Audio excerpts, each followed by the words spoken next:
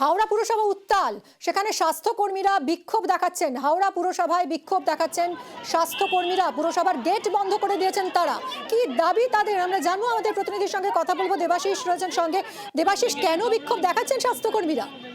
দেখো, মূলত স্বাস্থ্যকর্মী যারা মূলত স্কিমের উপরে কাজ করেন তাদের অভিযোগ যে তাদেরকে একটি স্কিমের জন্য কাজে নেওয়া হলেও তাদেরকে দিয়ে বিভিন্ন স্কিমের কাজ করানো হচ্ছে এবং পর্যাপ্ত পরিমাণের যে মাইনা সেটা দেওয়া হচ্ছে না এবং সময় মতন টাকা দেওয়া হচ্ছে না। মাইনা বৃদ্ধির দাবি, সময় মতন টাকা বৃদ্ধি এবং কাজকর্মের বিভাজনের যে অভিযোগ উঠেছে তা শেষ করতে হবে পুরসভা। ইতিমধ্যেই যে হাওড়া পুরসভার মুখ্য প্রশাসক তাদের সঙ্গে দেখা করতে এলে কিন্তু তিনি দেখা করেন না। তখনই তারা বাইরে বেরিয়ে যে মূল ফটক, সেই মূল ফটকে তারা দড়ি দিয়ে গেট বন্ধ করে দেয় এবং যে সামনের রাস্তা এমজি রোড, অতি গুরুত্বপূর্ণ রাস্তা, সেই রাস্তা এখনো পর্যন্ত কার্যত 1.5 ঘন্টা হয়ে গেল তা অবরুদ্ধ করে রেখেছে। ইতিমধ্যেই আন্দোলনকারীদের হাতাতে সেখানে বিশাল পুলিশ বাহিনীও মোতায়েন করা হয়েছে, মহিলা র্যাব। তবে এখনো পর্যন্ত প্রায় 1.5 ঘন্টা অতিক্রান্ত হলেও সেই অবরোধ কিন্তু চলছে। ধন্যবাদ দেবাশিস।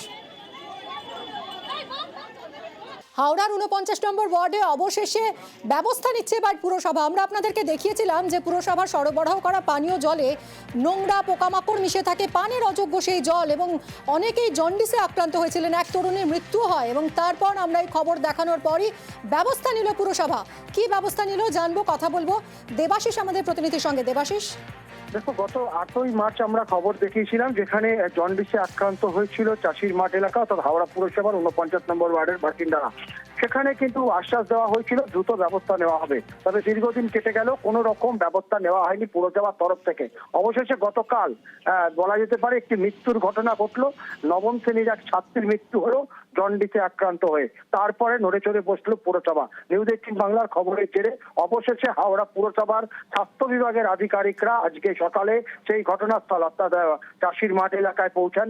যারা যারা জন্ডিসে আক্রান্ত আছে তাদের বাড়িতে বাড়িতে ভিজিট করেন, তাদের প্রত্যেকের মেডিকেল রিপোর্ট সেগুলিকে সংগ্রহ করেন এবং আগামীকাল থেকে সেখানে বসানো হচ্ছে বিশেষ মেডিকেল ক্যাম্প। একটি ক্লাব প্রাঙ্গণে সেই মেডিকেল ক্যাম্প তৈরি হবে। পাশাপাশি সেখানকার পানীয় জল নিয়ে যে সমস্যা, সেই সমস্যা মেটাতে ইতিমধ্যেই পানীয় জলের যে এক জলের ট্যাঙ্ক তা কিন্তু গতকাল রাত থেকেই সেখানে সরবরাহ করা হচ্ছে। তবে পাইপ লাইনের জল খেতে ইতিমধ্যে বারণ করা হয়েছে এলাকার মানুষজনদের। ধন্যবাদ দেবাশিস। স্বাস্থ্যকর্মীরা এসেছেন, ওনারা বাড়ি বাড়ি ভিজিট করছেন, জন্ডিসের ডাক্তার প্রেসক্রিপশন, রক্তর টেস্ট এগুলো দেখছেন ওনারা। আমার বাড়িতে গিয়েছিল, আমার বাড়িতে 2 জন এফেক্টেড আছে, আমার ছেলে মেয়ে স্বাস্থ্য পরীক্ষা করেছে। আমাদের সঙ্গে মেডিকেল অফিসার রয়েছেন, নার্স রয়েছেন। হেপাটাইটিস এ পজিটিভ বা জন্ডিসের সিমটম রয়েছে, সেই কেসগুলোকে ওনারা চেক আপ করছেন, প্রেজেন্ট সিচুয়েশন কি আছে সেটা দেখছেন, এবং এখানকার field worker, house to house ওয়ার্কাররা রয়েছেন, আশাকর্মীরা রয়েছেন, তারা এইগুলোকে ফলো আপে রাখছেন। কাল থেকে এখানে আমরা মেডিকেল ক্যাম্প বসাবো। সেই ক্যাম্পে ডাক্তার থাকবেন, তাদেরকে দিয়ে চেক আপ করানো যাবে এবং সেখানে যদি দরকার হয় ব্লাড এলএফটি টেস্ট করার জন্য সেখানে আমাদের ল্যাবরেটরিস্ট আমরা দেবো।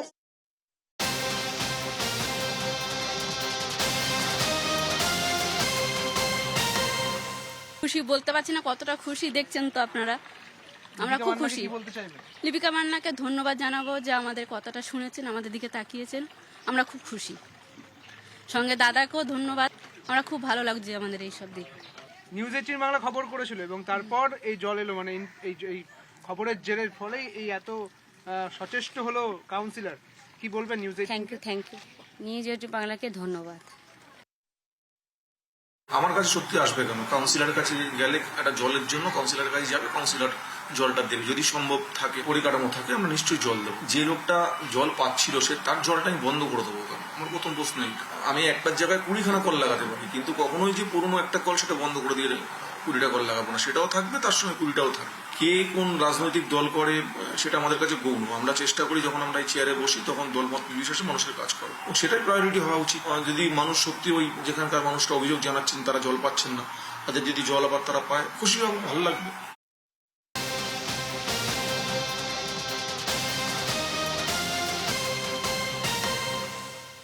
সুশান্ত লিপিকা, 2 কাউন্সিলরের দ্বন্দ্বে বন্ধ জল। সুশান্তর অনুগামী হওয়ায় জল বন্ধের অভিযোগ উঠছিল। কাউন্সিলর লিপিকা মান্নার বিরুদ্ধে অভিযোগ উঠছিল, যদিও অভিযোগ অস্বীকার করেন কাউন্সিলর লিপিকা মান্না।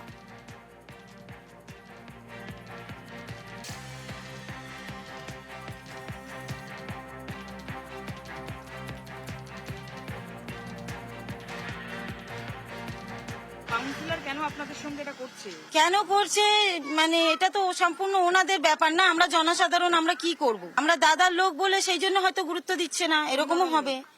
সুশান্ত ঘোষ সুশান্ত ঘোষের লোক বলেই কি লিপিকা মান্না দেখছে না? হ্যাঁ, সুশান্ত দার কাছে আমরা যাই, তার জন্য লিপিকা মান্নার রাগ। সুশান্ত দাই আসলে কাজ হবে, তাছাড়া ওনাকে দিয়ে কোনো কাজ নেই। কথা বলবো সুস্মিতা, আমাদের প্রতিনিধির সঙ্গে। সুস্মিতা, অবশেষে মেয়রের নির্দেশে জলের কল বসেছে এবং জল সরবরাহ আবার শুরু হয়েছে, এবং লিপিকা মান্না যে অভিযোগটা তার বিরুদ্ধে উঠেছিল সেই অভিযোগ বরাবরই অস্বীকার করে এসেছেন, তিনি এখন কি বলছেন? দেখো, তার বিরুদ্ধে যে অভিযোগ উঠেছিল তিনি সেই অভিযোগ যেমন অস্বীকার করেছেন, তিনি বারবার বলেছেন জলের কল তিনি বন্ধ করে দিয়েছেন, তার পরিবর্তে 4টের বদলে 24টা কল লাগিয়েছেন। কিন্তু এলাকাবাসীর আরো গুরুতর যে অভিযোগ ছিল যে 107 নম্বর ওয়ার্ডের প্রাক্তন কাউন্সিলর বর্তমান বড় চেয়ারম্যান সুশান্ত ঘোষের কাছে তারা যান বলে, তার কাছ দিয়ে সাহায্যপ্রাপ্ত হন বলে ওই 40 থেকে 45টি পরিবারে জল বন্ধ করেছেন কাউন্সিলর লিপিকা মান্না। সেই দলাদলির ক্ষেত্রে লিপিকা মান্না তিনি স্পষ্ট করেছেন যে তার বিরুদ্ধে রাজনৈতিক চক্রান্ত হচ্ছে, এবং তিনি এও বলছেন যে বড় চেয়ারম্যান হিসেবে সুশান্ত ঘোষের থেকে তিনি পরামর্শ নেন, সুশান্ত ঘোষের সঙ্গে তার কোনো কাজিয়া নেই। একদিকে যখন তিনি এই কাজিয়ার বিষয়টিকে অস্বীকার করছেন, পাশাপাশি তিনি রাজনৈতিক হিংসা চরিতার্থ করার জন্যই রাজনৈতিক বল প্রয়োগ করে কেউ এই ধরনের কার চক্রান্ত দিকে ইঙ্গিত তাহলে লিপিকা মান্নার? আরেকবার প্রশ্নটা সুস্মিতা, কার দিকে ইঙ্গিত করছেন লিপিকা মান্না? দেখো, এটাই প্রশ্ন, কার দিকে ইঙ্গিত করছেন? এই যে লিপিকা মান্না এবং সুশান্ত ঘোষের কাজিয়া, রাজনৈতিক দ্বন্দ্ব, এই দ্বন্দ্ব আগেও সামনে এসছে, তাহলে কি সেই দ্বন্দ্বই আবার চারা দিয়ে উঠছে, নাকি লিপিকা মান্নার লোক এবং সুশান্ত ঘোষের লোক যে মাঝ বরাবর ভাগ হয়ে যাচ্ছে 107 নম্বর ওয়ার্ডে বর্তমান এবং প্রাক্তন কাউন্সিলরের লোক বলে তারা নিজেদেরকে দাগিয়ে, যারা কাউন্সিলরের বিরুদ্ধে অভিযোগ করছেন, যারা বড় চেয়ারম্যানের দ্বারস্থ হতে চাইছেন, তাদেরকে হাতিয়ার করে রাজনৈতিক জলগুলো আবারও একবার জেগে উঠছে 107 নম্বর ওয়ার্ডে, সেটাই কিন্তু এই মুহূর্তে প্রশ্নের। ধন্যবাদ সুস্মিতা।